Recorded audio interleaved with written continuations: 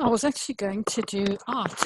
I was, I loved doing maths and science, but I always also loved art and dancing. So I was going to go into graphic art. It was only in my very last year of school that somebody said, "Oh, with your marks, you can do a degree." I said, "Oh, that sounds interesting." And that's when I decided to do science. So it was very last minute decision to switch into science. And then when I started doing it, I just thought this is really exciting. And I went into microbiology, which is, those are the sort of, and biochemistry, which are the sciences that are much more sort of predominantly women. And then after that, at the end of my PhD, I really liked the computing side, which again, of course, then is a male-dominated group. And so I went into bioinformatics. Actually, I went into, so I just got a job in Cambridge as a bioinformatics curator, and then I just learned on the job. And I think being a woman has really helped because, you know, there's such a target these days to include women. And so when you're one of very few, you get a lot of opportunities that you might not have had, I think. We're still very male-dominated, this field.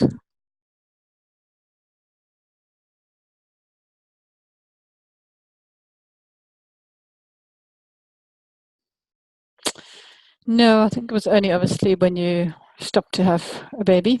So I've got a little boy. So I do find that, I mean, I'm lucky now that I'm in a position.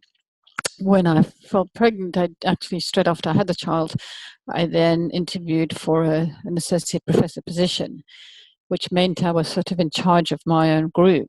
And so I was immediately lucky that I could have flexibility. So I work at home now 1 day a week. It's the only day I actually get work done, because when I'm at work, I'm sitting in meetings the whole time. But that is so that I can fetch my child and spend the afternoon with him and then continue working in the evening. And so I think it's just that you're always expected to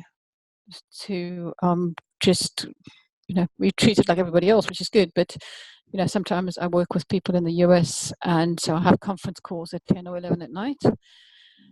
And I think about how these men will go home and their wife will have cooked dinner for them and sorted out their children.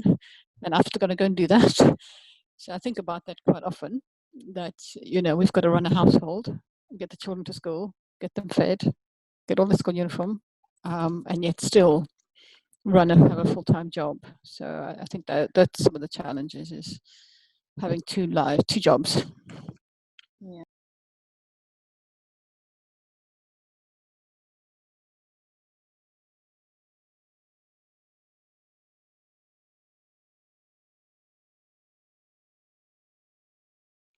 Yeah, in some cases, yes. So I find it more recently now because I travel a lot, and I've had to turn down a lot of trips because it's just not fair on the family to be away the whole time. So I do have to turn down things that I would have quite liked to otherwise go to and be involved in. So there is always some sort of compromise.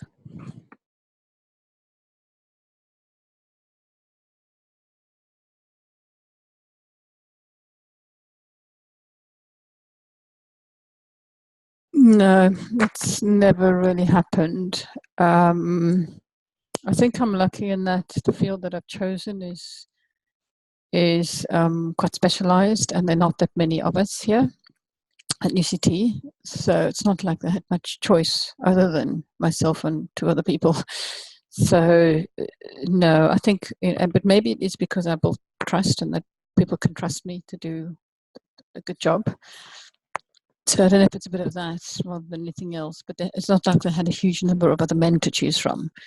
So it hasn't been a problem. I haven't felt any of that before.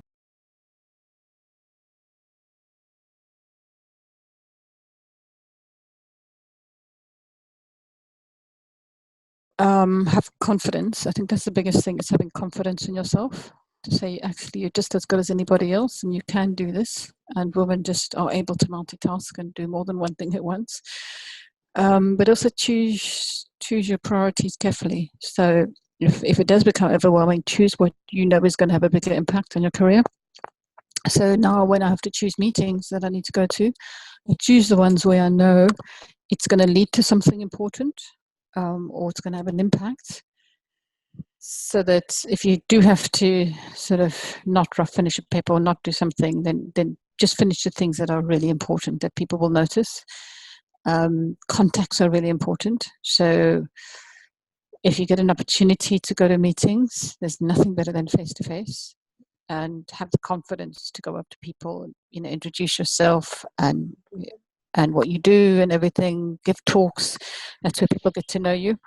Whereas if you sit at home and stay sort of not very visible, then it's really hard to get anywhere. And a lot of the conferences increasingly will have childcare facilities.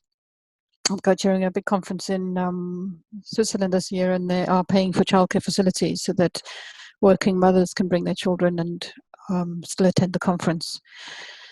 And also just, ask your husband to just give a bit of support. So if you do have to spend a bit of time in the evening finishing your paper, maybe he can deal with the children, or deal with some of the other responsibilities. So it's really, I think, having the confidence to know that you are good enough and do good science. Obviously is the best thing. People remember what you do, they remember what you say, and they remember your integrity. And that's the biggest. So have good integrity and do good science, and you will be recognized.